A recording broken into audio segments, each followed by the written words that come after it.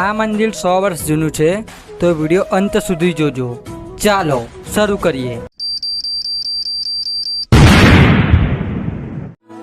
જય માતાજી મિત્રો, આ છે સુભાષ બ્રિજ સર્કલ। આજે આપણે એક એવા મંદિરની જાણકારી અને દર્શન કરવા માટે જઈ રહ્યા છીએ જે અંદાજિત 100 વર્ષ જૂનું મંદિર માનવામાં આવી રહ્યું છે। તે સુભાષ બ્રિજ સર્કલથી નજીકમાં આવેલું છે। તો આવા જ ઐતિહાસિક મંદિરો જોવા માટે અને દર્શન કરવા માટે ચેનલને અચૂકથી સબસ્ક્રાઈબ કરો, જેથી તમને આવા જ અનેક વિડીયો તમને જોવા મળે। આ ઐતિહાસિક મંદિર વ્લોગ નંબર 1।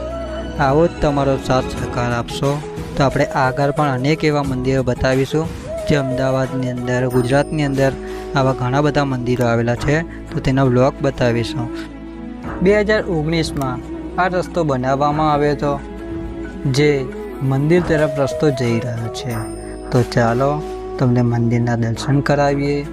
તો કેમેરામેન, તો આપણે જઈ રહ્યા છીએ। તો ચાલો આપણે મહાકાળી માના દર્શન કરીએ। પહેલા બોલીએ મહાકાળી માતની જય।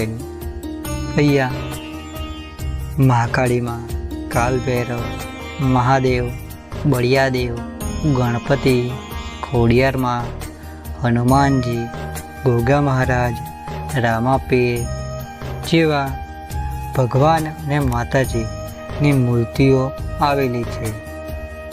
આ મંદિર અંદાજિત 100 વર્ષ જૂનું મંદિર માનવામાં આવી રહ્યું છે। જ્યારે સુભાષ બ્રિજ બનાવવામાં પણ નહોતો આવ્યો તે સમય પહેલાંનું આ મંદિર છે। તે સમયે નદી કિનારે ખુલ્લા ખેતરો હતા। તે સમયે 10 થી 12 નાની ઓરડી હતી।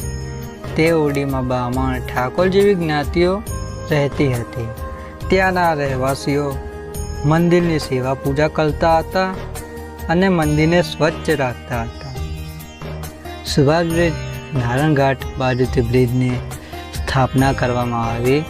તે સમયે મંદિરને થોડું ઘણું નુકસાન થયું હતું, પરંતુ ત્યાંના મહારાજ અને ત્યાંની વસ્તીએ તે સમારકામ કરાવવામાં આવ્યું હતું। આ મંદિર 2019 11 ઓક્ટોબરની રાત્રે 2 વાગે AMC દ્વારા તોડી પાડવામાં આવ્યું હતું, જેમાંથી મહાદેવ અને ગણપતિની મૂર્તિને નુકસાન પણ થયું હતું।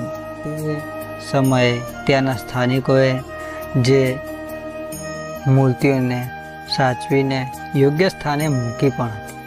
આ મંદિર ગોવર્ધન મહારાજ દ્વારા બનાવવામાં આવ્યું હતું। તે તેના સ્થાપક હતા ને અત્યારે પણ તેમની સમાધિ ત્યાં છે। તો તમે અહીંયા જરૂરથી દર્શન કરવા માટે આવજો। જય માતાજી।